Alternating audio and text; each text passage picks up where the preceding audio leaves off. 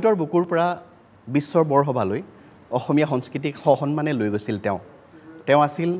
উত্তৰ পূৰ্বৰ সাত ভনীৰ সমন্বয়ৰ ৰূপকাৰ আচলতে তেওঁক নিৰ্দিষ্ট এটা অভিধাৰে বান্ধিব নোৱাৰি বা নিৰ্দিষ্ট অভিধাৰ ভিতৰত তেওঁক সামৰিব নোৱাৰি আপোনালোকে নিশ্চয়কৈ গম পাইছে আমি বিশ্ববৰেণ্য শিল্পী ডক্টৰ ভূপেন হাজৰিকাৰ কথা ক'বলৈ লৈছোঁ আৰু আপোনালোকে লগতে গম পাইছে যে NKTVৰ তৰফৰ পৰা আমি সপ্তাহজোৰা কাৰ্যসূচীৰে সুধাকণ্ঠৰ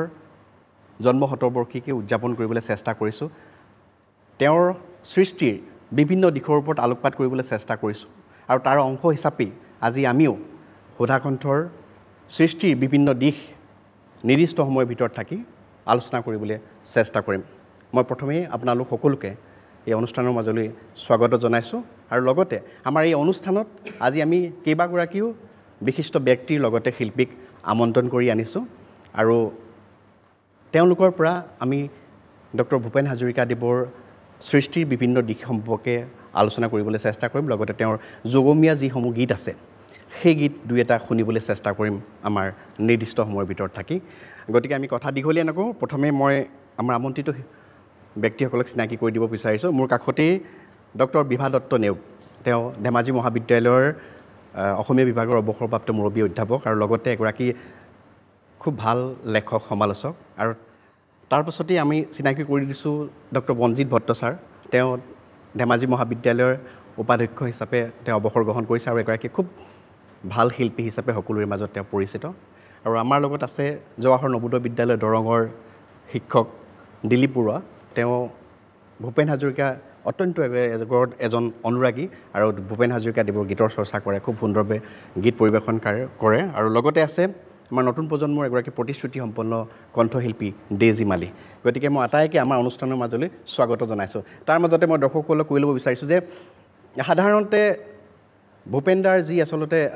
স্মৃতিচাৰণ অনুষ্ঠান জন্মদিনেই হওক মৃত্যুদিনেই হওক তাত সাধাৰণতে যিসকল তেওঁৰ ঘনিষ্ঠতা লাভ কৰা সান্নিধ্য লাভ কৰা ব্যক্তিৰ আমি বহু অনুষ্ঠান দেখিবলৈ পাওঁ বা তেওঁলোকক দেখোঁ তেওঁলোকৰ বিভিন্ন কথা শুনো কিন্তু তাৰ মাজতে কিছুসংখ্যক ব্যক্তি আছে যি নেকি সান্নিধ্য নোপোৱাকৈও তেওঁৰ সৃষ্টি সন্দৰ্ভত নিৰলস চৰ্চা কৰি থকা গতিকে তেনেকৈ এগৰাকীমান ব্যক্তিকে আমি আজি অনুষ্ঠানৰ অতিথি কৰিছোঁ আমি কথা দীঘলীয়া নকৰোঁ আকৌ কৈছোঁ আমি পোনে এটা সুধাকণ্ঠৰ যুগজুৰি গানৰ মাজলৈ যাবলৈ চেষ্টা কৰিছোঁ মই দিলীপ বৰুৱাদেৱৰ ওচৰলৈ যাম আৰু তেওঁ এটি গীত আমাক শুনাব তাৰপিছতে আমি কথাৰ মাজলৈ যাম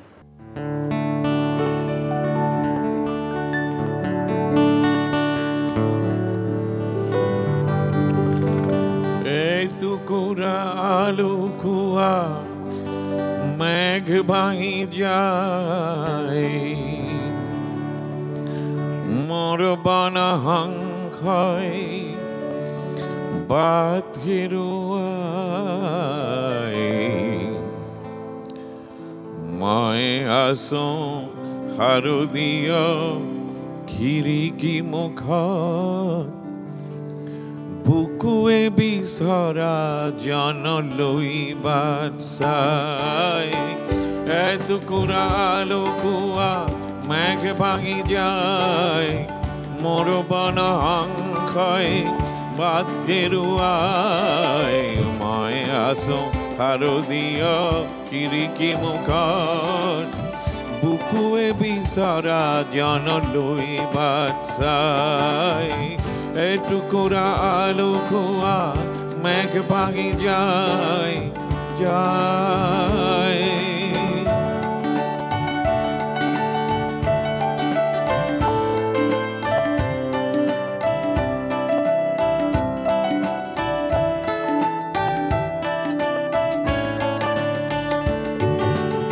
বিজুলী চাকিৰ তাৰ বৰতে নিয়ৰে ওলমি কিবা কথা পাতে বিশেষ বিন্দুত অঁকা এখনি মুখে এমুঠি অনুৰাগ দিছে ছটিয়াই এটুকুৰা আলু খোৱা মেঘ ভাঙি যায়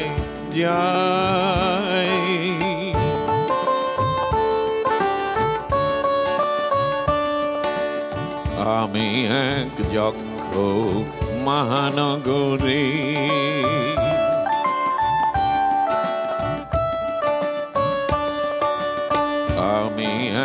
যক্ষ মহানগরী যারে ডাকি কেন তার পায় না সাড়া চোখে তাই ঝড়ো ঝড়ো বৃষ্টি ধারা ছায়া ছায়া নিভু নিভু আলোর রেখা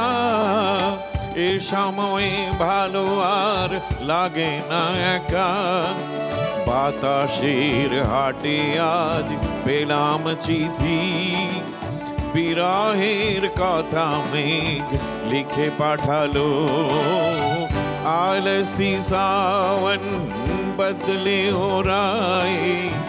मन पपिहारा प्यासा रह जाए भीगी भीगी खिड़की से देखता हूँ कोई आ जाए शायद कोई आ जाए একখানা মেঘ ভেসে এলো আকাশে এক ঝাঁক বনহাঁস পথ হারালো একা একা বসে আছি জানালা পাশে সে কি আসে আমি জাড়ি বেশিছি ভালো এটুকুরা আলো খোয়া মেঘ বাগি যায়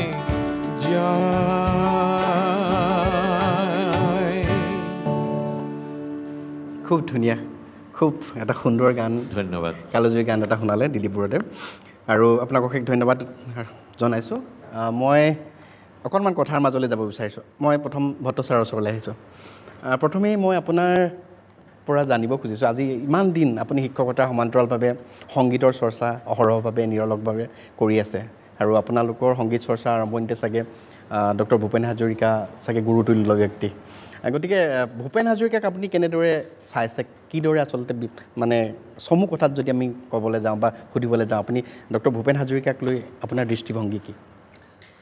প্ৰথমতে মই NK টিভিৰ আজি এই গোটেই পৰিয়ালবৰ্গক কৃতজ্ঞতা জানাইছোঁ আৰু আটাইৰে হৈ ভূপেন দাক প্ৰণাম জনাইছোঁ নিশ্চয় ভূপেন দা এটা বিৰল প্ৰতিভাৰ ব্যক্তি আৰু এই ব্যক্তিত্বটো আমাৰ দৃষ্টিত এটা শিল্প আৰু বিতোপন শিল্প আৰু এটা অতি মনোৰম ভাস্কৰ্য আৰু ভূপেন দা নামৰ এই ব্যক্তিত্বটোৰ যিটো শিল্পত্ব এই শিল্পত্বটো তেওঁৰ জীৱন পৰিক্ৰমাৰ বিভিন্ন স্তৰৰ মাজে বিকশিত হোৱা এটা শিল্প গতিকে তেখেত অকল এটা ব্যক্তিসত্তাই নহয় তেখেত এটা অতিশয় বিতোপন আৰু প্ৰজ্জ্বল জ্যোতিষ্মান ভাস্কৰ্যৰ শিল্প মোৰ দৃষ্টিত তেনেকুৱা লাগে নিশ্চয় নিশ্চয় ছাৰ আপোনাৰ যিহেতু ইমান সুন্দৰভাৱে আপুনি ভূপেন দাক আপোনাৰ দৃষ্টিভংগীৰে চাইছে আপোনাৰ জৰিয়তে মই ভূপেন দাৰ যিসমূহ আচলতে সৃষ্টিৰ যিসমূহ স্তৰ আছে সেই স্তৰসমূহ বিভিন্ন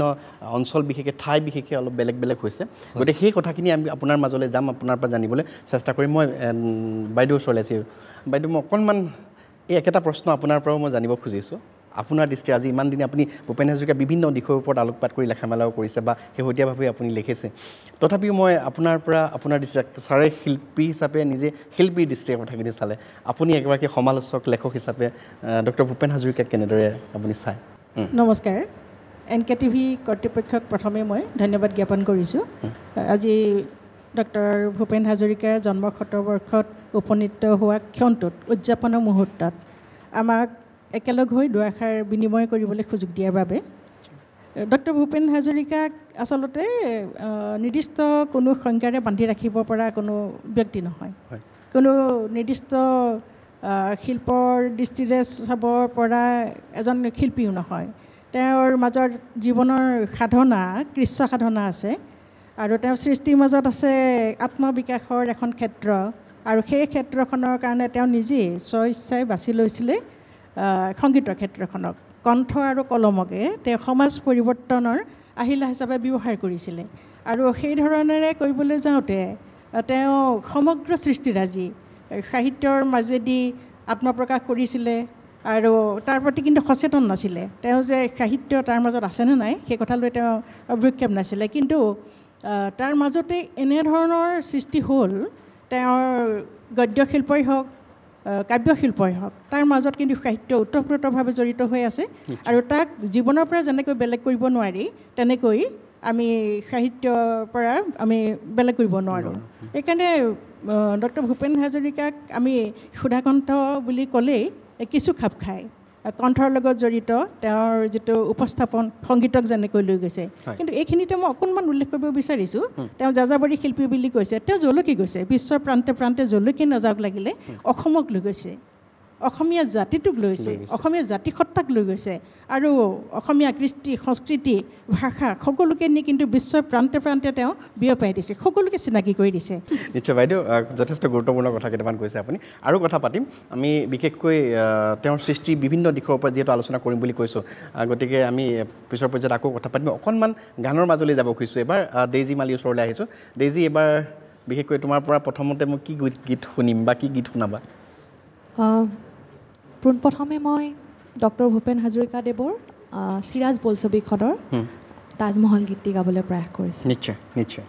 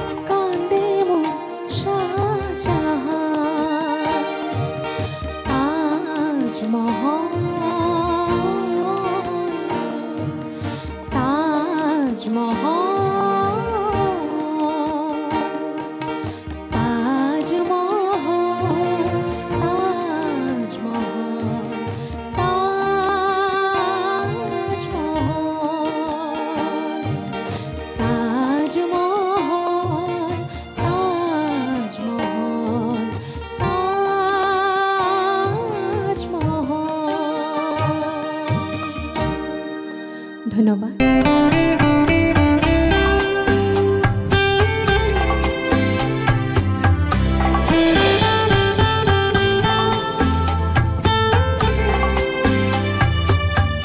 কিছু সময় বাণিজ্যিক বিৰতিৰ পিছত আমি আকৌ ঘূৰি আহিছোঁ আমাৰ অনুষ্ঠানৰ মাজলৈ। আপোনালোকে নিশ্চয়কৈ গম পাইছে সুধাকণ্ঠ ডক্টৰ ভূপেন হাজৰিকাদেৱৰ জন্ম 70 উপলক্ষে আমি NKTV তৰফৰ পৰা এই অনুষ্ঠান 7 দিনীয়া কাৰ্যসূচীৰে আমি অনুষ্ঠিত কৰাৰ প্ৰয়াস কৰিছোঁ আৰু তাৰে অংশ হিচাপে আজিও আমি বিভিন্ন দিশৰ ওপৰত সুধাকণ্ঠৰ সৃষ্টিৰ বিভিন্ন দিশৰ ওপৰত আলোচনা কৰিবলৈ চেষ্টা কৰিছোঁ। মই ছাৰ আপোনাৰ ওচৰলৈ আহিছোঁ, খুব ধুনীয়া এটা গীত শুনালে আৰু আপোনাৰ মই কৈছিলোঁ যে আমি ভূপেন হাজৰিকাৰ সৃষ্টিৰ কেইবাটা স্তৰ আছে, সেই স্তৰকেইটা বিশেষকৈ শদিয়া হওক, তেজপুৰ হওক, গুৱাহাটী হওক, পিছত বেনাৰছত হওক বা পিছত USA-ত হওক, গোটেই একোটা স্তৰ আছে। গতিকে মই প্ৰাৰম্ভিক যিটো স্তৰ, তেওঁ শদিয়াত যিহেতু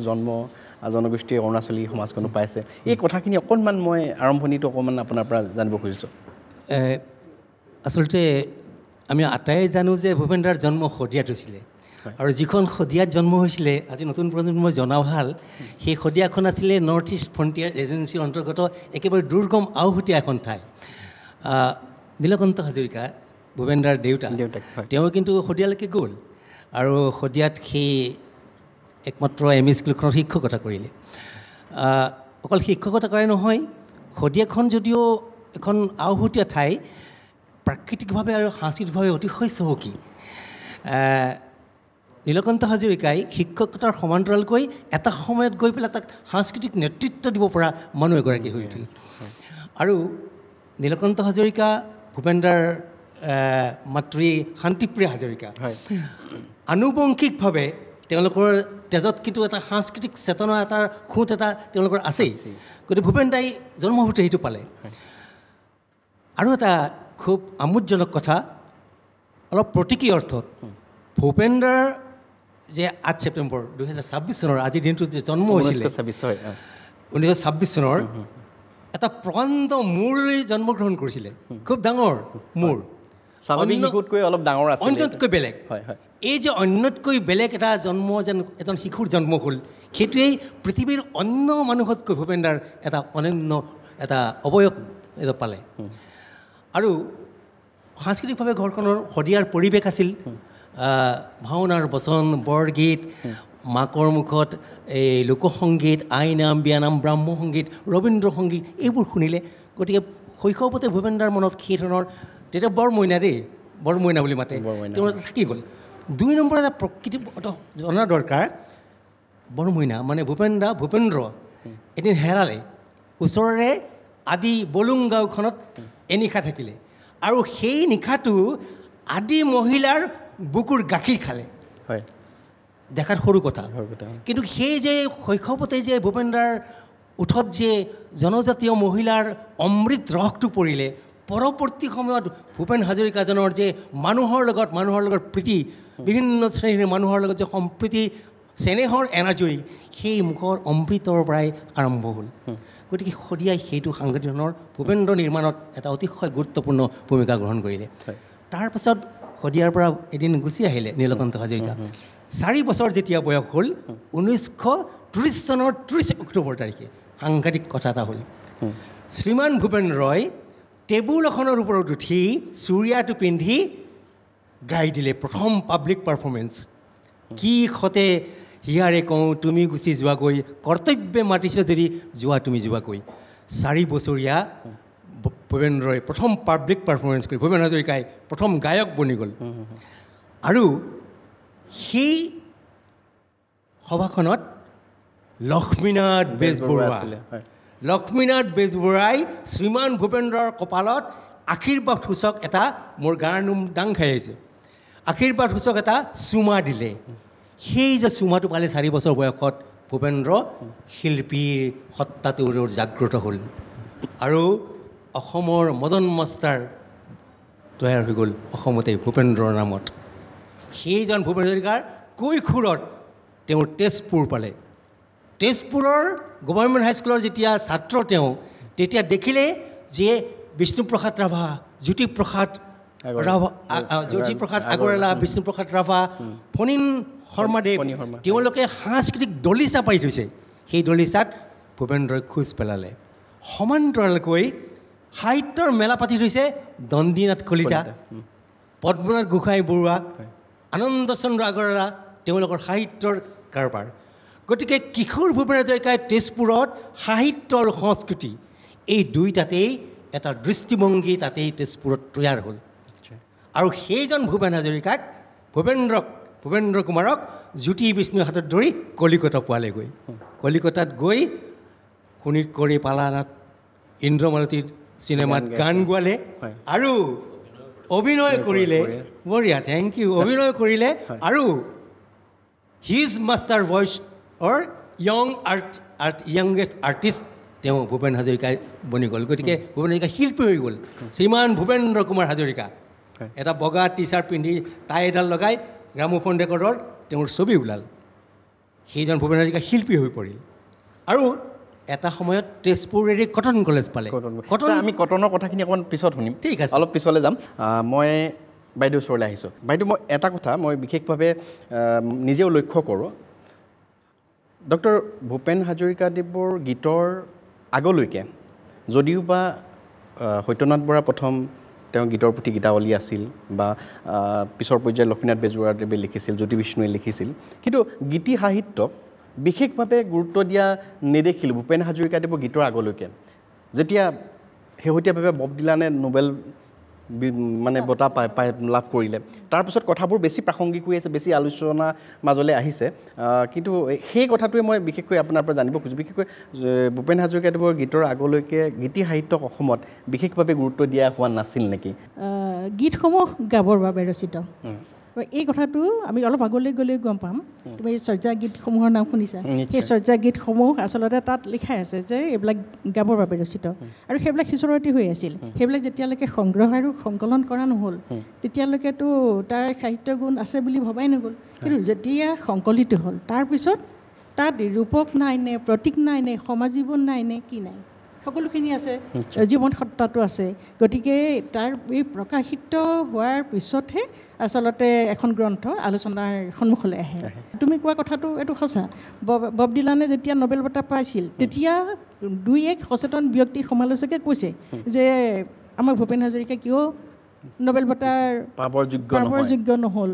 কিন্তু সেইটো মূলতে হৈছে এই যে আলোচনালৈ অহা নাই, সমালোচনালৈ অহা নাই। তেওঁৰ গীতৰ যিটো গায়কী, তেওঁৰ স্বৰ নিক্ষেপণ যিটো, তাৰপিছত তেওঁৰ গীতৰ মাজত যি আছে বিষয়বস্তু, যে সমাজ জীৱনো আছে, সাহিত্য আছে, সংগীত আছে, সকলো আছে। তেওঁ এজন সংগীতজ্ঞ। গতিকে তেওঁৰ দৃষ্টিৰে তেওঁ যেনেধৰণে চাইছে সেইখিনি কথা বিচাৰ কৰা নহ'ল। আৰু তেওঁ এই মাটিৰ পৰা দিগন্তলৈ চোৱা মানুহ, গতিকে সেই ইমানখিনি গুণ থকা স্বত্তেও তেওঁক সময়মতে বিচাৰ কৰা নহ'ল কাৰণে আচলতে ভূপেন হাজৰিকাক আমি কিছু কিন্তু প্ৰসংগত কৈ গৈছে যে মই যদি গীতি সাহিত্যৰ যেনেকৈ আজি মোৰ সমাদৰ পাইছোঁ, মই গীতি সাহিত্যৰ অনুপ্ৰেৰণা পাইছিলোঁ ভাৰতবৰ্ষৰ ভূপেন্দ্ৰ নামৰ মানুহ এজনৰ পৰাই। গতিকে ভূপেন হাজৰিকা গীতি সাহিত্য কিমান ওপৰত, বহুত ওপৰত।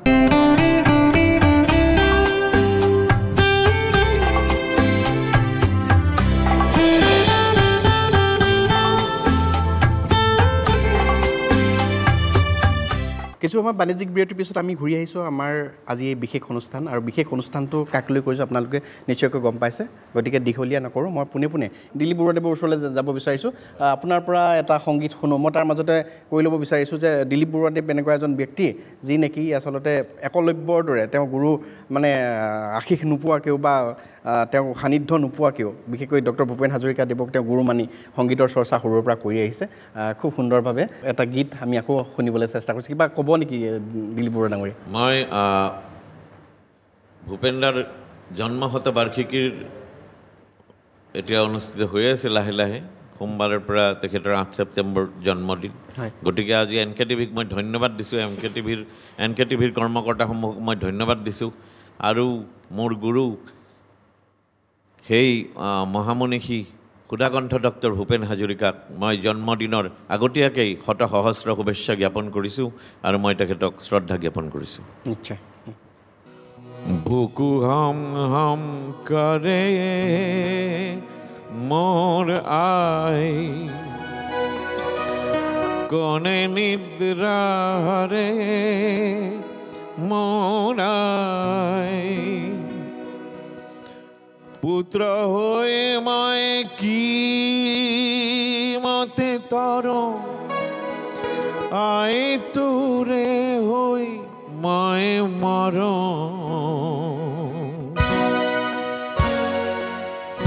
বুকু হম হম করে মোর আই গনে নিদ্রা রে মোর আই পুত্র হয়ে মই কি মতে তর আই তোরে হই মই মর বুকু হম হম করে মোর আই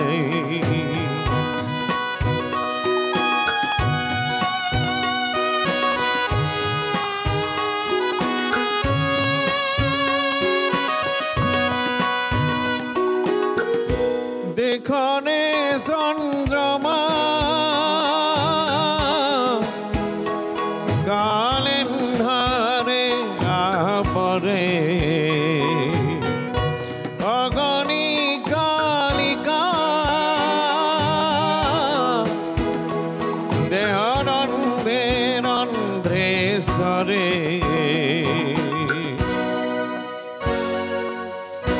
চোখ ছল ছল করে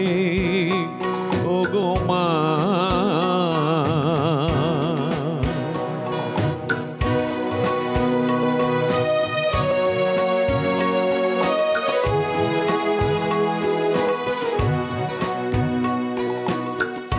পুরনো সব নিয়ম ভেঙে অনিয়মের ঝড় ঝোড়ো হাওয়া ভেঙে দিল স্বপ্ন সুখের ঘর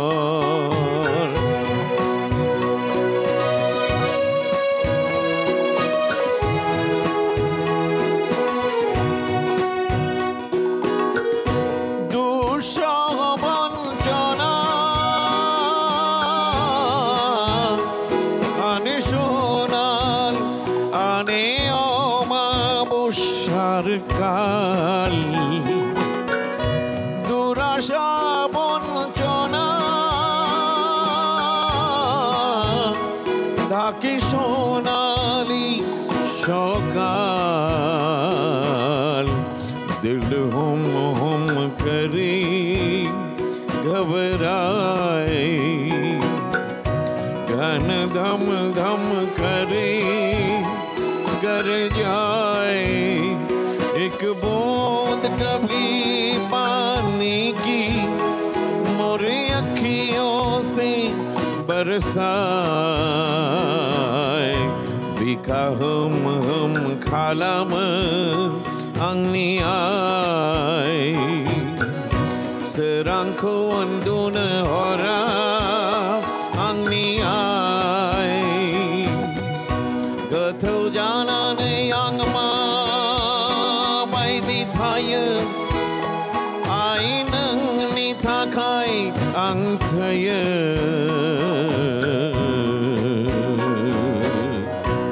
buku ham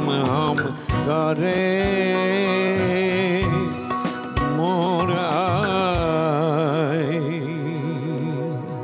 খুব ধুনীয়া চাৰিটাকৈ ভাষাত আপুনি গীতটো আমাক গাই শুনালে সঁচাকৈ খুব ভাল লাগিল ছাৰ সঁচাকৈ চাৰিটা ভাষাতে শেষত বড়ো ভাষাটো তেওঁ খুব ধুনীয়াকৈ গাই শুনালে তাৰ মাজতে মই আপোনাৰ ওচৰলৈ আহিছোঁ যিহেতু আমি সেইখিনিতে শেষ কৰিছিলোঁ তেজপুৰ আহি পালেহি ভূপেন হাজৰিকা তাৰ আমি তেওঁ কাৰ কাৰ সান্নিধ্য লাভ কৰিলে সেই কথাখিনি জানিলোঁ তাৰপিছত আহি কটন পালেহি এই কথাখিনিলে অকণমান কটন কলেজ যেতিয়া পালে কটন কলেজখন সেই সময়ত কটন কলেজখন আকৌ বাণীকান্ত কাকতিৰ কটন কলেজ সূৰ্য কুমাৰ ভূঞাৰ কটন কলেজ কটন কলেজত আহি ভূপেন্দ্ৰৰ চিন্তাৰ এটা ডাঙৰ এটা দিশ হ'ল এই যে তেজপুৰৰ মাটিত যে তেওঁ তেজপুৰৰ সাংস্কৃতিক ধাৰা আৰু কটনত আহি পেলাই কামৰূপীয় সাংস্কৃতিক ধাৰা এই দুইটা ধাৰাৰ সংমিশ্ৰণ যিটো এই সংমিশ্ৰণৰ দৃষ্টিভংগীটো তাত হ'ল তাৰ আগতেই 1937 চনত সেই শ্ৰীমান ভূপেন্দ্ৰই তেওঁৰ জীৱনৰ প্ৰথমটো গীত লিখিলে কুসুম্বৰ পুত্ৰ শ্ৰীশংকৰী গুৰুৱে নামৰে ধৰিছিল তান নামৰে মাজতে নামৰে সুৰতে আনন্দত নাচিছিল পবিত্ৰ বৰদোৱা থানো মোৰ গুৰু ঐ পবিত্ৰ বৰদোৱা থান। ঐতিহ্য চিন্তা, ঐতিহ্য বীক্ষণ, সেই কণমানি ভূপেন্দ্ৰৰ চিন্তাত ঐতিহ্যক সন্মান কৰিছে এই গীতটিৰ মাজেৰে। আৰু তাৰ পাছতেই ঠিক পাছতেই তেওঁৰ জীৱনৰ দ্বিতীয়টো গীত অগ্নিযুগৰ ফিৰিঙতি মই নতুন অসম গঢ়িম সৰ্বহাৰাৰ সৰ্বস্ব পুনৰ ফিৰাই আনিম। এই পুনৰ ফিৰাই আনিম সুৰবিন্যাস চাবলগীয়া। এই অগ্নিযুগৰ ফিৰিঙতি এই গীতটি আকৌ এই ৰাষ্ট্ৰীয় সংগ্ৰাম দ্বিতীয় বিশ্বযুদ্ধৰ অস্থিৰতা তাক লৈ পেলাই চাব দেই। তাত কিন্তু তেওঁ অগ্নি হ'ব খোজা নাই, ফিৰিঙতি হ'ব খুজিছে। সেইটো বৰ তাত্ত্বিক কথা। অগ্নি হ'ব খোজা নাই, ফিৰিঙতি হ'ব খুজিছে। গতিকে এনেকৈ আহি পেলাই তেওঁ এই নতুন ভাৰত গঢ়িম পাছত ক'লে অসম কৰি ভাৰত গঢ়িম। তাৰপিছত তেওঁ আহিলে বেনাৰস। 1946 ভূপেন্দ্ৰ কুমাৰ হাজৰিকা বেনাৰসৰ ৰাজনীতি বিজ্ঞান বিভাগৰ ছাত্ৰ, ৰাজনীতি শিকে। কিন্তু ৰাজনীতি সেই সময়ৰ বেনাৰস আকৌ মদন মোহন মালব্য তেওঁলোকৰ বিশ্ববিদ্যালয়, সৰ্বপল্লী ৰাধাকৃষ্ণৰ বিশ্ববিদ্যালয়, তাত তেওঁ পলিটিকেল চায়েন্স পঢ়িছে। সমান্তৰালকৈ তেওঁ কি কৰিলে, তেওঁ গৈ পেলাই এই স্পিনোজাৰ দৰ্শন শিকিলে, ৱাৰ এণ্ড পিচ, যুদ্ধ আৰু শান্তিৰ তাৰ সাৰমৰ্ম বুজিলে। সিদ্ধেশ্বৰী বাইহঁতৰ নিষিদ্ধ গলিত গৈ পেলাই কাজৰিয়াৰ গজল শিকিলে, উৰ্দু ভাষাটো শিকিলে। আনকি উকিল আৰ্টছ অফ স্কুলত গৈ তাত গৈ পেলাই ছবি অঁকাৰ তালিম ল'লে। তাতকৈ ডাঙৰ কথা, অমৃত বাজাৰ পত্ৰিকাৰ এলাহাবাদ সংস্কৰণত কলা সম্পৰ্কীয়ত তেওঁ প্ৰবন্ধ লিখিলে শ্ৰীমান ভূপেন্দ্ৰ কুমাৰ হাজৰিকাই। গতিকে বেনাৰসত শ্ৰীমান ভূপেন্দ্ৰ হাজৰিকা বহুমাত্ৰিক দৃষ্টিভংগীৰে এজন পৰিপক্ক পূৰ্ণ ভূপেন হাজৰিকা হৈ উঠিল তাত। তেতিয়া ছাৰ ভাৰতীয় শাস্ত্ৰীয় সংগীতৰ সৈতে তেওঁ একেবাৰে শাস্ত্ৰীয় সংগীত তাতে শিকিলে। তেওঁ তাৰ আগলৈকে শাস্ত্ৰীয় সংগীত তেওঁ শিকা নাছিল, উৰ্দু ভাষাটো তাত শিকিলে আৰু তেওঁ তাত পূৰ্ণ এজন শিল্পী তাত হৈ পৰিল। আৰু এই যে গানটো গাই কঁপি উঠে কিয় তাজমহল, প্ৰেমৰ গান, প্ৰথম তাজমহলটো দেখি পেলাই সেই ভূপেন্দ্ৰ হাজৰিকাই তেতিয়াই লিখিছিলে কঁপি উঠে কিয় তাজমহল, কিমান সুন্দৰ প্ৰেমৰ এটা গান। আৰু যেতিয়া য়ংগেষ্ট এমেজন হৈ বেনাৰস ইউনিভাৰ্চিটিৰ পৰা ওলাই আহে, তেতিয়া মদন মোহন মালব্যই কি কৈছিলে, ভায়া জাহা যাওঁ মেহেককে যাওঁ যেইছে গোলাপ কা ফুল। আৰে তুমি য'তলৈকে যোৱা তুমি গোলাপ হৈ যোৱা, যাতে তোমাৰ সুবাসত গোটেই পদূলি মলমলাই থাকে। সেই আশীৰ্বাদ দি গৈছিলে সেইজনে ভূপেন্দ্ৰ কুমাৰ হাজৰিকা, বেনাৰসৰ পৰা ঘূৰি অহা পৰিপক্ক ভূপেন হাজৰিকা যৌৱনত। নিশ্চয় ছাৰ, বেনাৰসৰ কথাখিনি জানিম আৰু লগতে ইয়াৰ পাছত আমি ভাৰতীয় গণনাট্য সংঘৰ সংস্পৰ্শৰ কথাখিনি বা তালৈ যোৱা কথাখিনি পাতিম আৰু তেওঁ আমেৰিকা যোৱা কথাখিনি পাতিম। সেই কথাখিনি আমি পাতিবলৈ যাম। তাৰ মাজতে অকণমান আকৌ বাণিজ্যিক বিৰতি ল'ব লাগিব। আমি ডেইজি গানো শুনিব লগা আছে, গতিকে অকণমান সময়ৰ কাৰণে আমি বাণিজ্যিক বিৰতি লৈছোঁ। প্ৰিয় দৰ্শক, আমি আকৌ অকণমান সময়ৰ কাৰণে বাণিজ্যিক বিৰতি লৈছোঁ। তাৰপিছত আমি আকৌ ঘূৰি আহিম অনুষ্ঠানৰ মাজলৈ, গীত শুনিম, কথা পাতিম।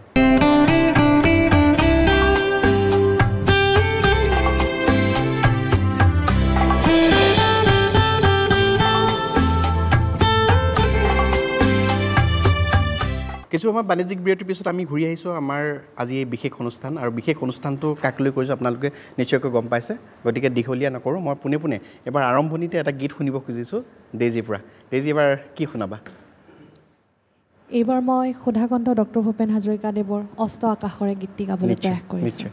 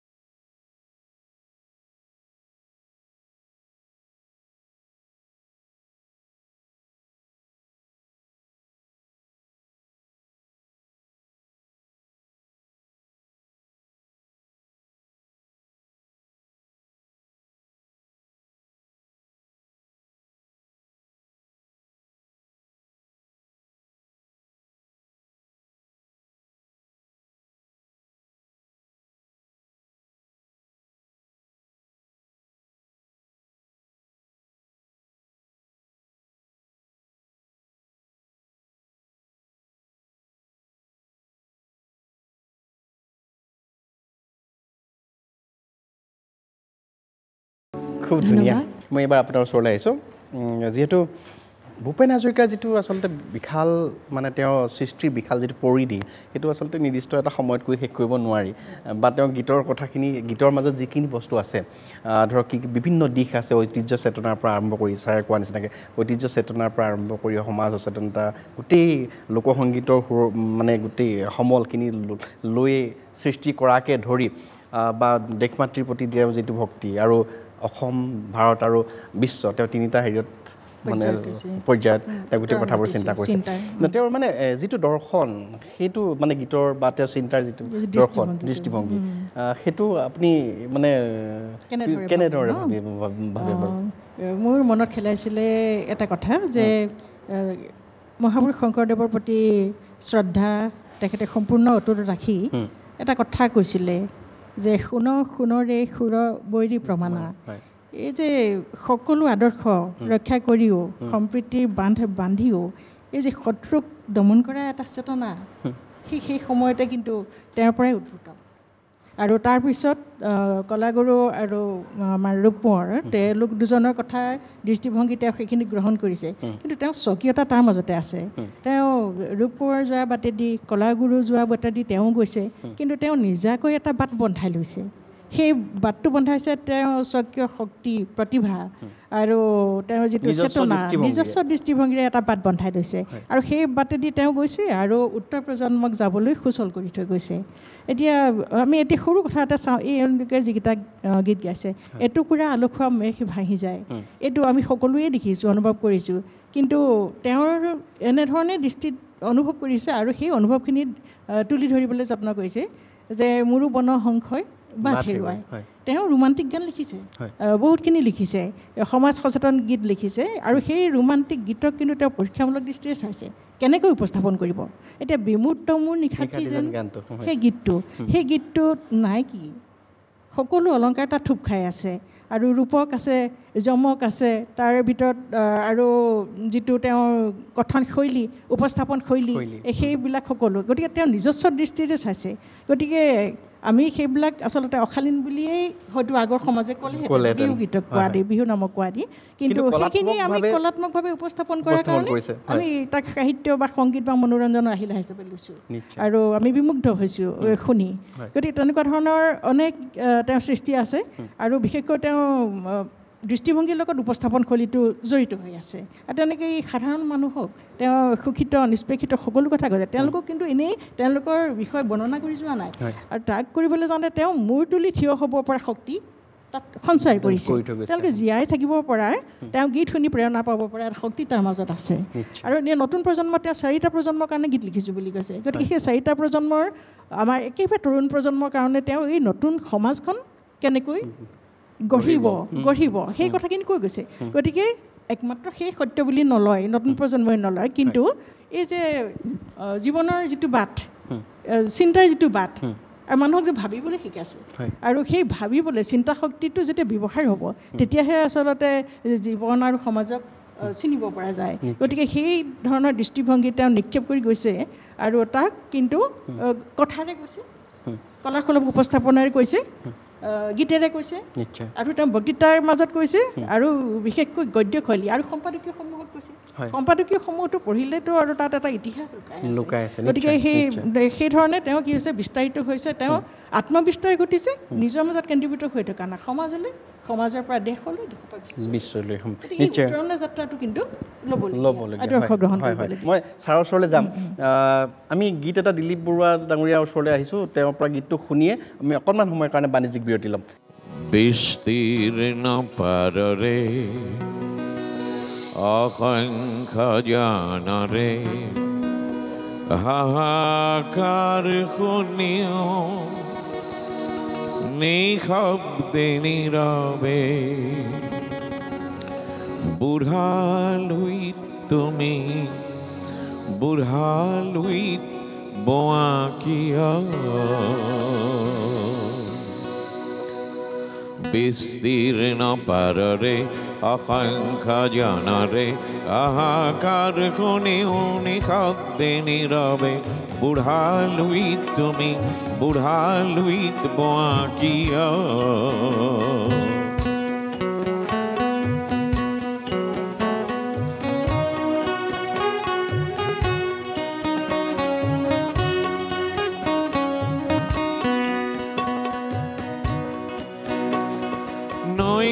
নিষ্ঠুৰতাৰ স্খলন দেখিও মানৱতাৰ পতন দেখিও নিৰ্লজ্জ অলক ভাবে বোৱা কিয়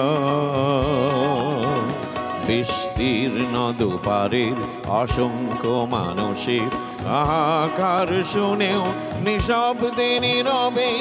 গঙ্গা তুমি আজ গঙ্গা বইছো কেন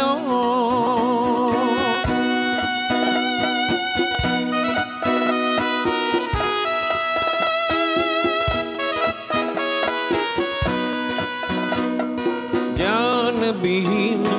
নিৰক্ষৰৰ খাদ্যবিহীন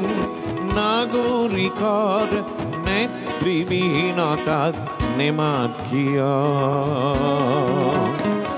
অস্ত্ৰ বাৰিষাৰ উন্মাদনাৰ অভিজ্ঞতাৰে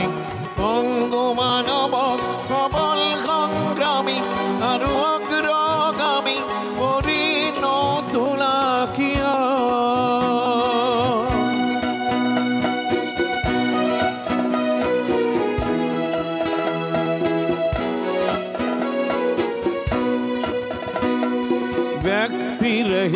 व्यक्ति केंद्रित सकल समाज व्यक्तित्व रहित निष्प्राण समाज को तोड़ते न क्यों इतिहास के पुकार करे ओमकार ओ गंगा की धार निर्बल जन को सबल संग्रामी समग्रोगामी बनाती नहीं हो क्यों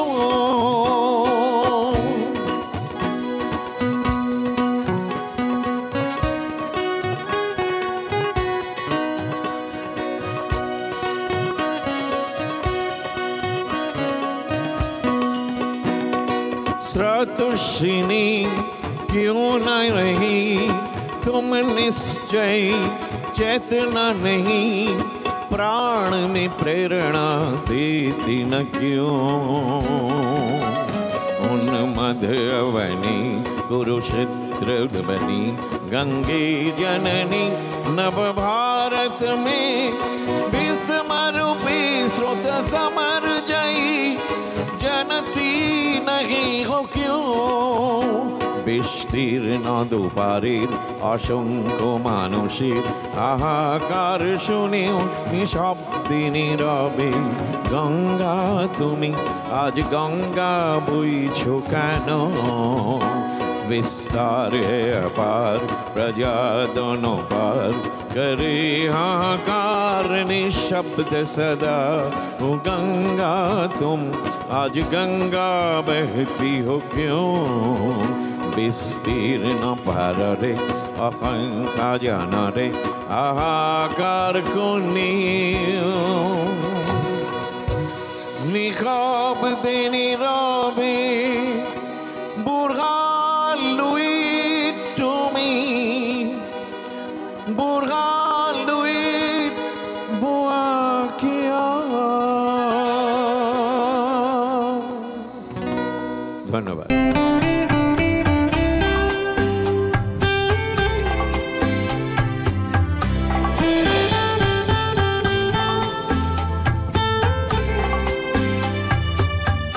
কিছু সময় বাণিজ্যিক বিৰতিৰ পিছত আমি আকৌ উভতি আহিছোঁ আমাৰ আজি বিশেষ অনুষ্ঠানলৈ আৰু বিশেষ অনুষ্ঠানত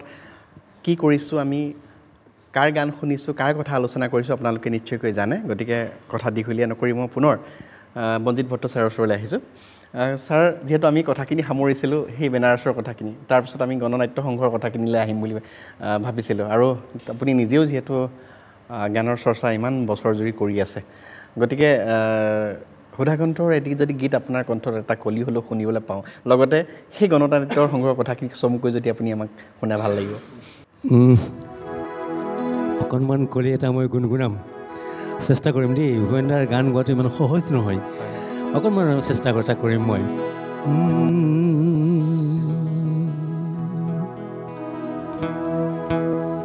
সূৰ্যোদয়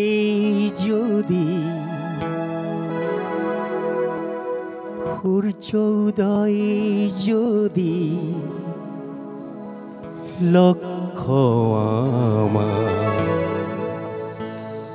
সূৰ্যাস্তৰি পিনে ধাৱমান কিয় শীতল বৃষ্টি যদি কাম্য আমাৰ অনাবৃষ্টি খেদি ফুৰিছোঁ কিয়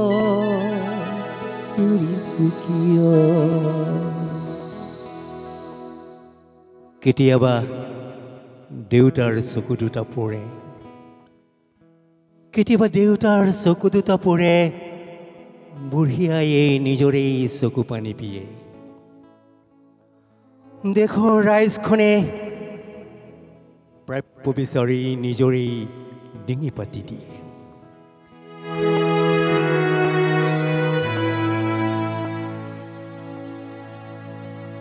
ভাবিছিলোঁ কিবা হ'লগৈ কিবা ভাবিছিলোঁ কিবা হ'লগৈ কিবা অংকটো নিমিলা হ'ল সমৃদ্ধি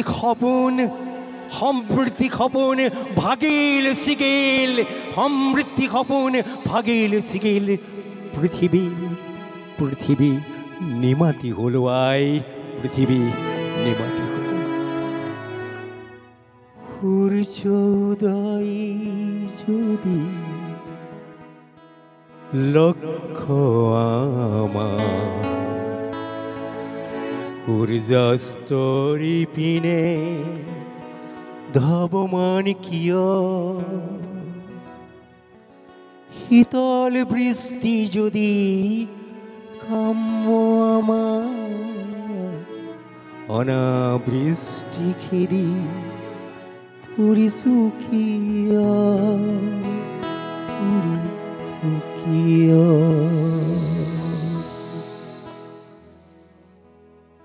এই অনাবৃষ্টিৰ বিৰোধ কৰি সূৰ্য উদয়ৰ ফালে গতি কৰা ভূপেন দাই 48 চনত তেওঁ শ্বিলং গুৱাহাটী কেন্দ্ৰত প্ৰগ্ৰেম এছিষ্টেণ্ট সেই সময়তে এটা জলপানী পালে টাৰ্ণিং পইণ্ট ভূপেন হাজৰিকাৰ জীৱনৰ জলপানী এটা পালে একেকোবে গৈ আমেৰিকাৰ কলম্বিয়া ইউনিভাৰ্চিটি পালে তাত গৱেষণা কৰিব গ'ল মাছ কমিউনিকেশ্যন গণসংযোগৰ কাম কৰি আছে ভূপেন হাজৰিকাই তেতিয়া তাত ভাৰতীয় ছাত্ৰ সমাজৰ হিৰো গান গায় গান লিখে প্ৰবন্ধ লিখে হিৰো আৰু তেওঁ থাকে এই যে মাত্ৰ যে এখেতে ক'লে পল্লৱ চৰণৰ কথাটো ক'লে 114 নম্বৰ ষ্ট্ৰীটত থাকে ভূপেন দা 125 নম্বৰ ষ্ট্ৰীটত পল্লৱ চৰণ থাকে এদিন এক্সিডেণ্টলি তেওঁক লগ পালে আৰু সেই নাটকীয়ভাৱে লগ পোৱা পল্লৱ চৰণৰ শিষ্যত্ব তেওঁ পালে আৰু পল্লৱ চনৰ পৰা প্ৰতিবাদী সংগীতৰ ধাৰা প্ৰটেষ্ট মিউজিক সেইটো তাত তেওঁ শিকিলে এই যে পল্লৱ চনৰ পৰা প্ৰতিবাদী সংগীতৰ ধাৰাটো শিকিলে ভূপেন হাজৰিকাই গৱেষণাৰ লগে লগেই তেওঁ এজন ৰূপান্তৰিত ভূপেন হাজৰিকা হৈ তেওঁ ঘূৰি আহোঁতে এটলাণ্টিক সাগৰত তোমালোকে নতুন প্ৰজন্মই জানিব লাগে এটলাণ্টিক মহাসাগৰত যেতিয়া জাহাজত আহি আছে প্ৰশান্ত মহাসাগৰ বুকুত অংকন কৰি নিজৰে কল্পনা কৰি তেওঁ জীৱন দৰ্শনৰ আটাইতকৈ ভাল লগা তেওঁৰ জীৱন দৰ্শনৰ গীতটো সাগৰ সংগমত কতন সাঁতুৰিলোঁ তথাপিতো হোৱা নাই ক্লান্ত তথাপি মনৰ মূল প্ৰশান্ত সাগৰৰ উৰিমিমা এই যে প্ৰথম কলিটো সেই আটলাণ্টিক মহাসাগৰত যেতিয়া প্ৰত্যাৱৰ্তিত সময় তেতিয়া তেওঁ লিখিলে পাছৰ কলিটো পাছত লিখিলে গতিকে তেওঁ এনেকৈ ঘূৰি আহিলে আহি পেলাই দেখে যে ভাৰতবৰ্ষত তেতিয়া গণনৃত্য সংঘৰ জোৱাৰ বলৰাজ চাহানী উৎপল দত্ত সলিল চৌধুৰী হেমাংগ বিশ্বাস গণনৃত্য সংঘ ভূপেন দাই একেকোবে গণনৃত্য সংঘত জঁপিয়াই পৰিল আৰু 50-60 দশকৰ যিবিলাক গান এই দোলা একা বেকা বাটেৰে কৰিয়াও এইবিলাক গান প্ৰতিধ্বনি শুনো তাৰপিছত মানুহে মানুহৰ বাবে ঝক ঝক ঝক ৰেল চলে এই আটাইবোৰ গান এন্ধাৰ কাতিৰ নিশাতে এখনি নৈৰে পাৰতে, এই যে গীতবিলাক 50-60 দশকৰ ভূপেন হাজৰিকাৰ গীতি সাহিত্য বিভাই ভালকৈ জানিব। সেই গীতি সাহিত্য 50-60 দশকৰ যিবিলাক সৃষ্টি, যিবিলাক গীতি সাহিত্য, অনবদ্য গীতি সাহিত্য ভূপেন হাজৰিকাৰ গীতি সাহিত্য। অসমীয়া গীতি সাহিত্যৰ কথা ক'লে ভূপেন হাজৰিকাৰ সেই 50-60 দশকৰ সেই গীতি সাহিত্য, সেই গীতসমূহক বাদ দি অসমীয়া গীতি সাহিত্যৰ কল্পনা কৰিব নোৱাৰোঁ। একক গীতি সাহিত্য। আৰু গীতি সাহিত্যৰ বিষয়বস্তু ক'ব লগা হ'লে মই 3টা বিষয় মই ক'ম, যেতিয়া সময় আছিল মই কৈ দিব ছাৰ। মই অকণমান সেই কথাখিনিলৈ যাম, 3টা বিশেষকৈ আপুনি যিটো কথা ক'লে সেইখিনিলৈ যাম। আমি গান এটা শুনি লওঁ নেকি? ঠিক আছে। হয় ছাৰ। ডেজি এবাৰ তোমাৰ পৰা গান এটা শুনিম। কি শুনাবা?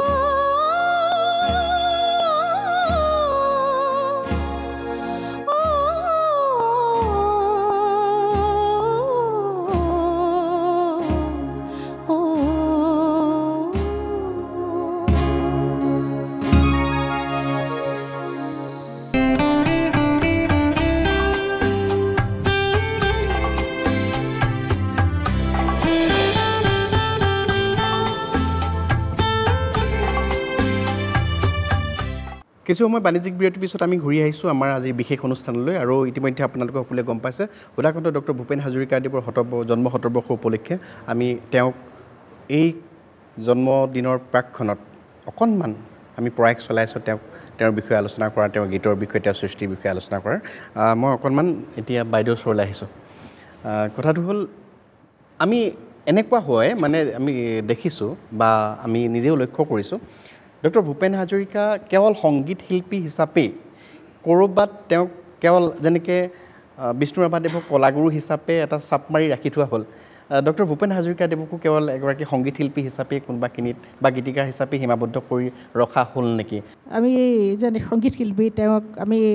অসমৰ, ভাৰতৰ আৰু বিশ্বশিল্পী হিচাপে আমি তেখেতৰ মাজত থকা গুণসমূহ, খ্যাতিৰ কথা আমি সোঁৱৰিছোঁ। কিন্তু আচলতে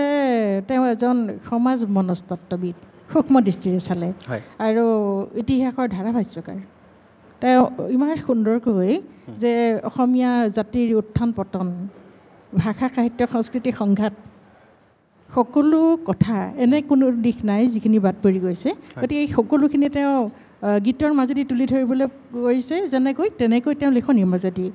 তেওঁ বিভিন্ন প্ৰবন্ধ পাতিৰ মাজেদি আনকি তেওঁ বোলছবিৰ মাজতো তেনেকুৱা এটা বাৰ্তা দিবলৈ কৈছে এই যে বাৰ্তাসমূহ সেই বাৰ্তাসমূহৰ মাজত কি আছিল অসমীয়া কোন অসমীয়া যে জাগৰিত হ'ব হ'ল আৰু অসমীয়াৰ সংজ্ঞা পৰ্যন্ত তেওঁ অনুসন্ধান কৰিছে আৰু তেওঁ ক'বলৈ গৈছে যেনেকৈ বিভিন্ন ঠাইৰ পৰা আহি যি অসমত বাস কৰে আৰু সেইখিনি অসমবাসী তেওঁলোকে যদি নিজৰ মনে প্ৰাণে অসমীয়া হয় নিজৰ ভাষাটোৰ দৰে নিজৰ ভাষাটো য'ত যিখন দেশৰ পৰা আহিছে সেইখিনি বাদ দি নিজে যদি তেওঁলোকে কেৱল অসমৰ বতাহ পানীয়েই নহয় তেওঁলোকে নিজৰ বুলি ভাবিব পাৰে আনক বাদ দি নিজৰ আগৰ পুৰণা নিজত্বটো বাদ দি মিলি যাব পাৰে সেইখিনি তেনেকুৱা দৃষ্টিভংগী কৈছে আৰু আমি অসমীয়া নহওঁ দুখীয়া এই গীতটোততো সকলোখিনিয়ে আছে যে আমি সকলো আছিল বুলি আমি সাত সাৱটি বহি থাকিলে আমি হয়তো নিশেষ হৈ যাম মহাবাহু ব্ৰহ্মপুত্ৰৰ মাজত আছে তেনেধৰণে এনেধৰণৰ দিশবিলাকৰ আচলতে এটা বৈজ্ঞানিক পৰ্যালোচনা হোৱা উচিত তেওঁ মনস্তাত্ত্বিক যিখিনি দিশ তাত মাজত প্ৰকাশিত হৈছে সেইখিনি পোহৰলৈ অনা উচিত তেতিয়াহে উত্তৰ প্ৰজন্মই তেওঁ গীতৰ মাজত কি আছে কেৱল যে আমি শ্ৰৱণৰ আনন্দটোৱেই নল'ম তাৰ মাজত থকা আমি বাৰ্তাখিনি বিবেচনা কৰিম বিশ্লেষণ কৰিম তেওঁ নিজে বিশ্লেষণ কৰি গৈছে তেওঁ বিভিন্ন গীতৰ মাজত ইমান সুন্দৰকৈ বিশ্লেষণ কৰি গৈছে যে সেইখিনি আচলতে এটা সম্পূৰ্ণ ডাঙৰ এটা গৱেষণাৰ বিষয় হৈ গৈছে নিশ্চয় এই গীতসমূহ তেওঁৰ সৃষ্টিসমূহ বিশেষকৈ এতিয়া শতবৰ্ষ মানে এই প্ৰাক্ষণত বা এই শতবৰ্ষৰ মুহূৰ্তত আমি আচলতে গীত মাতৰ চৰ্চাৰ সমান্তৰালভাৱে এই গীতখিনি তেওঁৰ সৃষ্টিখিনি বৈজ্ঞানিক দৃষ্টিভংগীৰে বা গৱেষণাধৰ্মী দৃষ্টিভংগীৰে চোৱাৰ নিশ্চয়কৈ প্ৰয়োজনীয়তা আছে নিশ্চয় প্ৰয়োজন আছে সেইখিনি আমি এতিয়া সাধাৰণ এটা কথা কওঁ আমি এতিয়া যিটো জাগৰণ হৈছে গীতৰ প্ৰশিক্ষণ হৈ আছে অসম চৰকাৰৰ উদ্যোগত এটা ডাঙৰ এটা জাগৰণি অনা হৈছে প্ৰশিক্ষিত কৰা হৈছে আমাৰ নতুন প্ৰজন্ম আৰু তাৰ মাজে মাজে যদি সেই বাৰ্তাবোৰ কৈ যায় ভাল হ'ব কৈছে বোধহয় তেওঁলোকে তাৰ মাজত একোটা বাৰ্তা আছে আৰু তেওঁ সেই গীতসমূহ গাওঁতে তাৰ যিটো প্ৰেক্ষাপট সেইটো যদি দাঙি ধৰে আৰু কেনেধৰণে তেওঁ চৰণ নিক্ষেপ কৰিছে বা কেনেধৰণে সুৰৰ কথা কৈছে সেইখিনিও লগতে যদি জানি যায় এনেকুৱা পদক্ষেপত তেওঁলোকে আমাৰ নতুন এই বছৰটোত ল'ব পাৰি তাৰ উপৰিও এই সৰু সৰু ল'ৰা ছোৱালীবিলাক যিবিলাক উঠি আহিছে নতুন প্ৰজন্মটো তেওঁলোকৰ মাজলৈ ভূপেন হাজৰিকাক নিবলৈ হ'লে ভূপেন হাজৰিকাৰ ৰচনাৱলী তেওঁলোকে নপঢ়ে আৰু এইবিলাক যিবিলাক পুথিভঁৰাল তাতহে সঞ্চিত হৈ বা সঞ্চয় কৰি ৰখা হয় কিন্তু কথা হ'ল ক্ষুদ্ৰ ক্ষুদ্ৰভাৱে কিছুমান গ্ৰন্থ যেনে ধৰা জীৱনী গ্ৰন্থ সৰু ল'ৰা ছোৱালীয়ে পঢ়িবৰ কাৰণে বা তৰুণ প্ৰজন্মই পঢ়িবৰ কাৰণে বা উদীয়মান প্ৰজন্ময়ো তেওঁলোকে যিখিনি বিচাৰে সকলোখিনি নপঢ়িলেও তেনেকুৱা ধৰণৰ কিছুমান খণ্ড খণ্ডকৈ গ্ৰন্থ প্ৰকাশৰ কিছু আঁচনি কৰিব পৰা যায় নিশ্চয় অতি গুৰুত্বপূৰ্ণ কথা বাইদেউ আপুনি উল্লেখ কৰিলে আমি আচলতে ভূপেন হাজৰিকাক লৈ বা তেওঁৰ সৃষ্টিক লৈ কেনেদৰে আগবাঢ়ি যোৱা উচিত কি কৰা উচিত আপুনি যথেষ্ট গুৰুত্বপূৰ্ণ কথা কেইটামান ক'লে মই ছাৰৰ ওচৰলৈ আহিছোঁ আপুনি মাজতে কৈছিলে তিনিটা কথা কৈছিলে গীতৰ মই সেই কথাকেইটা অকণমান মই জানিব বিচাৰিছোঁ আৰু তাৰপিছতে আৰু এটা গীত শুনিব লাগিব গীতি সাহিত্যৰ মোৰ দৃষ্টিত তিনিটা অতিশয় গুৰুত্বপূৰ্ণ দিশ এক নম্বৰ হ'ল যে তেওঁৰ গীতসমূহৰ বিষয়বস্তুৰ বৈচিত্ৰ্য বা বিবিধতা কেতিয়াবা তেওঁ ব্যক্তিৰ কথা কৈছে কেতিয়াবা ব্যক্তি সমষ্টিৰ কথা কৈছে কেতিয়াবা জাতীয় প্ৰেমৰ কথা কৈছে ৰাষ্ট্ৰীয় প্ৰেমৰ কথা কৈছে বিশ্ব ভাতৃত্বৰ কথা কৈছে আৰু কেতিয়াবা দেহজ প্ৰেমৰ কথা কৈছে কেতিয়াবা প্ৰকৃতি বীক্ষণৰ কথা কৈছে গতিকে তেওঁৰ এই গীতসমূহৰ বিষয়বস্তুৰ যিটো বৈচিত্ৰ্য সেইটো এক নম্বৰ এটা মোৰ দৃষ্টিত ধৰাৰ পৰা আটাইতকৈ ডাঙৰ বৈশিষ্ট্য দুই নম্বৰটো হ'ল যে ভূপেন হাজৰিকাৰ গীতৰ শব্দশৈলী শব্দ শিল্প কেতিয়াবা কঠিন শব্দ ব্যৱহাৰ কৰিছে স্নেহে আমাৰ শ্ৰৱণত ধাৰহাৰ বৃষ্টিৰ প্লাৱন আনে শব্দ প্ৰয়োগ টান শব্দ আৰু কিন্তু তাৰ বিপৰীতে আকৌ কিমান কোমল শব্দ তোমাৰ উশাত কহুৱা কোমল শেৱালি কোমল কিমান কোমল শব্দ ব্যৱহাৰ কৰিছে গতিকে ভূপেন হাজৰিকাই শব্দটোক শিল্পলৈকে লৈ গ'ল গতিকে এই শব্দ শিল্পটো তেওঁৰ গীতি সাহিত্যৰ এটা বৈশিষ্ট্য ৩ নম্বৰ বৈশিষ্ট্য হ'ল তেওঁৰ গীতৰ সম পৰীক্ষা এইটো বহুতে নেদেখে যেনেকৈ বিমূৰ্ত মোৰ নিশাটি যেন এটা নগ্নতাক এটা সুন্দৰ শালীনতাৰে নান্দনিকভাৱে এটা চিত্ৰ অংকন কৰিছে পৃথিৱীৰ one of the best romantic song নগ্ন অশ্লীল কিন্তু কিমান সুন্দৰভাৱে তাক উপস্থাপন কৰিছে গতিকে তেওঁ সম্পৰীক্ষা কৰিলে যদি ছবি এখন বিমূৰ্ত হ'ব পাৰে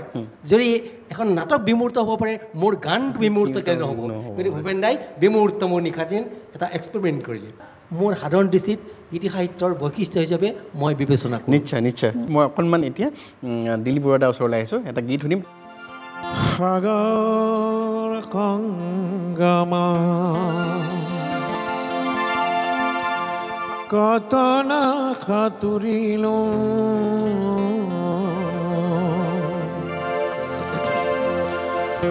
তথাপিতো হোৱা নাই ক্লান্ত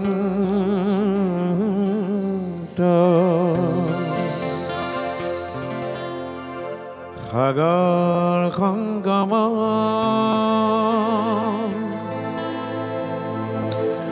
সাগৰ সংগম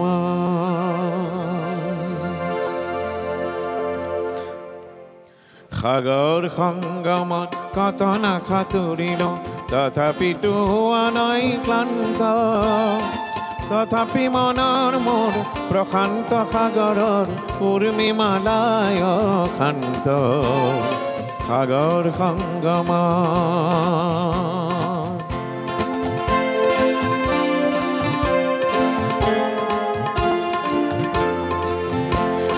মনৰ প্ৰশান্ত সাগৰৰ বক্ষ জোৱাৰৰ নাই আজি অন্ত অজস্ৰ লগৰে নৱ নৱ গতিৰে আনি দিয়ে আশায় অপুৰন্ত সাগৰ সংগম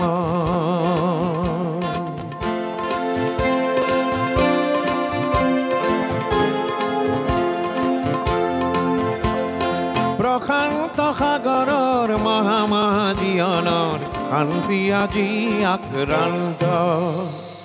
নৱ নৱ সৃষ্টিয়ে দৈত্য দানৱে কৰে নিষ্ঠুৰ আঘাত বিশ্ৰান্ত কে মনৰ মোৰ প্ৰশান্ত সাগৰৰ পূৰ্ণিমালায় শান্ত সাগৰ সংগম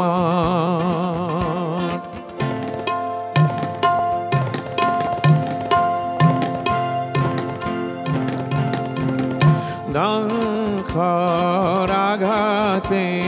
দিছে আজি সংঘাত সৃষ্টিৰ খেনানি অনন্ত সংঘাতে আনে মোৰ প্ৰশান্ত সাগৰৰ প্ৰগতিৰ নতুন দিগন্ত হে মনৰ মোৰ প্ৰশান্ত সাগৰৰ পূৰ্ণিমালায় শান্ত সাগৰ সংগম আৰু অনুষ্ঠানৰ প্ৰায় সময় শেষ হৈ আহিছে গতিকে আমি শেষত মই বাইদেউৰ ওচৰলৈ আহিছোঁ সুধাকণ্ঠ ডক্টৰ ভূপেন হাজৰিকাদেৱৰ এই শতবৰ্ষৰ প্ৰাক্ষণত শেষত চমুকৈ মই আপোনাৰ পৰা এটা বাক্য শুনিব খুজিছোঁ ডক্টৰ ভূপেন হাজৰিকা আচলতে ৰূপান্তৰকামী এজন শিল্পী ৰূপান্তৰৰ জৰিয়তে তেওঁ সমাজখনৰ পৰিৱৰ্তন বিচাৰিছিলে গতিকে স্বপ্নদ্ৰষ্টা হিচাপে তেওঁৰ মাজত কি আছে তেওঁৰ আঁৰত কি আছে সেইখিনি আমি গোটেই বৰ্ষজুৰি আমি তাৰ আলোচনা কৰিব লাগে সাধনা হওক গৱেষণা হওক আৰু সম্পূৰ্ণ ব্যক্তিত্ব আচলতে অকল শিল্পী হিচাপে নহয় সম্পূৰ্ণ ব্যক্তিত্ব সম্পূৰ্ণ সৃষ্টিৰাজি পোহৰলৈ আহক এয়া আমাৰ একান্ত কামনা আৰু এই কথাখিনিৰে ভূপেন হাজৰিকাৰ প্ৰতি আমাৰ শ্ৰদ্ধা নিবেদন কৰিছোঁ নিশ্চয় নিশ্চয় ধন্যবাদ বাইদেউ মই ছাৰৰ ওচৰলৈ আহিছোঁ একেটা কথাকে মই ছাৰৰ পৰাও জানিব খুজিছোঁ আচলতে মই আগতেও কৈছোঁ যে ভূপেন হাজৰিকাৰ যি বিশাল ব্যক্তিত্ব বা তেওঁৰ সৃষ্টিৰ যিটো পৰিধি সেইটো আচলতে আমাৰ নিৰ্দিষ্ট এটা অনুষ্ঠানৰ জৰিয়তে কৈ শেষ কৰিব নোৱাৰি সপ্তাহজোৰাকেও আমি শেষ কৰিব পৰা নাই গতিকে এই প্ৰাক্ষণত মই আপোনাৰ পৰা অকণমান কথাটো হ'ল এনেকুৱা যে মই আগতে কৈছোঁ যে তেওঁৰ ব্যক্তিগততকৈ তেওঁৰ শিল্পত্বটো বেছি ওখ হয় আৰু সেইকাৰণে আমি অকল 8 ছেপ্টেম্বৰ আৰু 5 নৱেম্বৰ এই দুটা দিনতেই তেওঁৰ ভূপেন্দ্ৰ স্মৰণটো সীমাবদ্ধ হৈ থাকিব নালাগে আৰু এটা ভূপেন হাজৰিকাৰ যে অবিৰত যাত্ৰা আৰু শোভাযাত্ৰা এই শোভাযাত্ৰাটোৰ পিছত আমি অসমীয়া জাতিটো পিছত আমি গৈ আছোঁ আৰু মানৱতাই তাৰ পাছে পাছে গৈ আছে গতিকে এই শোভাযাত্ৰা জীৱন্ত শোভাযাত্ৰাটো গতিশীল কৰি ৰাখিবৰ কাৰণে ভূপেন হাজৰিকা আমাৰ প্ৰাত্যহিক জীৱনত বিদ্যায়তনিক ক্ষেত্ৰত আৰু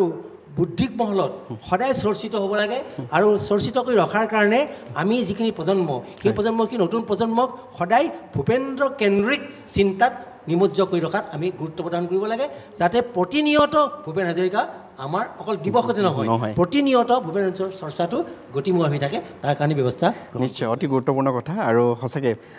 আপুনি যিখিনি পৰামৰ্শ দিছে আপোনালোক দুয়ো সঁচাকৈ ভাল লাগিছে আৰু আমি যিহেতু অনুষ্ঠানৰ শেষৰ ফাললৈ আহিছোঁ এটা গীতেৰে আমি সকলোৱে এটা গীতেৰে আমি অনুষ্ঠান শেষ কৰিম দিলীপ বৰুৱা দাই আৰম্ভ কৰিব কিন্তু তাৰ আগতে মই ডক্টৰ বিভা দত্ত নেওগ বাইদেউ আপুনি আমাক ইমানখিনি সময় দিলে আপোনাক অশেষ ধন্যবাদ জ্ঞাপন কৰিছোঁ আৰু মনজিৎ বত্ত ছাৰ আপুনি ধেমাজিৰ পৰা আহি আজি আমাক এইখিনি সহায় কৰিলে এইখিনি আমাৰ উপস্থিত থাকি আমাক কৃতাৰ্থ কৰিলে আপোনাক অশেষ ধন্যবাদ আৰু সমান্তৰালভাৱে দিলীপ বৰুৱা ডাঙৰীয়া তেওঁকো আমি অশেষ ধন্যবাদ আৰু কৃতজ্ঞতা জ্ঞাপন কৰিছোঁ ইমান ব্যস্ততাৰ মাজত তেখেত আহিছে ডেইজিকো আমি ধন্যবাদ আৰু কৃতজ্ঞতা জ্ঞাপন কৰিছোঁ আৰু আমাৰ তিনিগৰাকীকৈ পৰিচিত মিউজিচিয়ান তেওঁলোককো আমি অশেষ ধন্যবাদ আৰু কৃতজ্ঞতা জ্ঞাপন কৰিছোঁ প্ৰিয় দৰ্শক আমি আপোনালোকে নিশ্চয়কৈ গম পাইছে ডক্টৰ ভূপেন হাজৰিকাদেৱৰ জন্ম শতবৰ্ষৰ প্ৰাক্ষণত আমি তেওঁৰ সৃষ্টিৰাজিৰ সন্দৰ্ভত কিছু কথা পাতিবলৈ চেষ্টা কৰিলোঁ আৰু আমি আশা কৰোঁ ছাৰ বাইদেউ কোৱাৰ দৰে ভূপেন হাজৰিকাদেৱৰ যিখিনি সৃষ্টি সেই সৃষ্টি কেৱল জন্মদিন বা মৃত্যুদিনতে সীমাবদ্ধ নাথাকি সদায় যাতে চৰ্চা হয় তেওঁক নতুন নতুন দৃষ্টিভংগীৰে যাতে চাব পাৰি গতিকে সেই আশা আমি সদায় ৰাখিম আৰু আজি আমি অনুষ্ঠান এটা গীতেৰে তেওঁৰ এটা কালজয়ী গীতেৰে আমি অনুষ্ঠান শেষ কৰিম মই বশিষ্ঠদেৱ ফুকনে এই গীতটোৰ লগতে বা গীতটো শুনাৰ পিছতে মই বিদায় ল'ম আমি একেখন নাওৰে যাত্ৰী সহযাত্ৰী একেখন নাওৰে আমি একেখন নাওৰে যাত্ৰী সহযাত্ৰী একেখন নাওৰে যদি সংঘাত হয় তেনে ধ্বংস হ'ব গৰ্ব আমাৰ প্ৰগতি আমি একেখন নাওৰে যাত্ৰী সহযাত্ৰী একেখন নাওৰে আমি একেখন নাওৰে যাত্ৰী সহযাত্ৰী একেখন নাওৰে যদি সংঘাত হয় তেনে ধ্বংস হ'ব গৰ্ব আমাৰ প্ৰগতি We're in the same boat, brother. We're in the same boat, brother. We're in the same boat, brother. We're in the same boat, brother.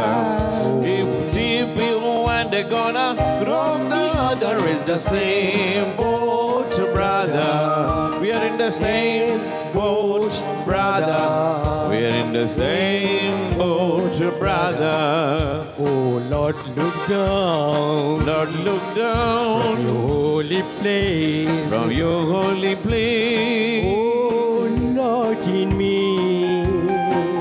what a sea of space, what a place to love humanity, This human race. So he built him a boat with a mixed up crew. So he built him a mixed up crew With the eyes of black and brown and blue. That's the reason. That's the you reason and I have such one world and such one sky. want just to cry. We're in the same boat, brother. We're in the same boat, brother. মোরা যাত্রী একই তরুণী সহযাত্রী একই তরুণী যদি সংঘাত হয় তবে ধ্বংস হবে গর্ব মোদের প্রগতি We're in the same boat, brother. We're in the same boat, brother. We're in the same boat, brother. We're in the same boat, brother. We're in the same boat, brother.